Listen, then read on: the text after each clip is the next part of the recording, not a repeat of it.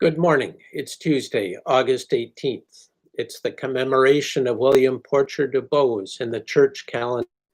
And in the secular calendar, we celebrate today the 100th anniversary of the ratification of the 19th Amendment and the creation of the League of Women Voters, which was founded in February of 1920 to finish the fight and work to end all discrimination against women. But really, we celebrate today the ratification of the 19th Amendment. However, the ability of all women to vote was not fully achieved until the Civil Rights Voting Act of 1965. So groups of women who were left out of the original 1920 legislation were Native American women who received the ability to vote in June 1924. In 1943, Chinese immigrants received the right to vote.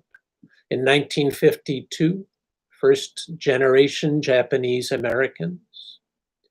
And in 1957 to 1965, a series of civil rights legislation by Congress was enacted, leading up to the Civil Rights Act of 1964.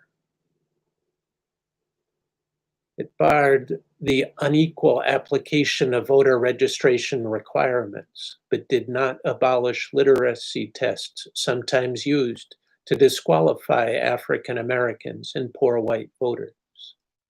And the Voting Rights Act of 1965 outlawed the discriminatory voting practices adopted in many southern states after the Civil War, including literacy tests as a prerequisite to voting. And even now, 100 years after the ratification of the 19th Amendment, today gerrymandering and voter suppression are the tools used by some in power to strip the rights of eligible voters and prevent them from voting, silencing those who they fear and depriving American citizens of their right to vote. The right to vote is never something to take lightly, and generations have fought to be able to cast their ballots for the person of their choice. We give thanks today for the women who fought and continue to fight, for the fundamental right and responsibility of every eligible voter to vote and to make their voice heard.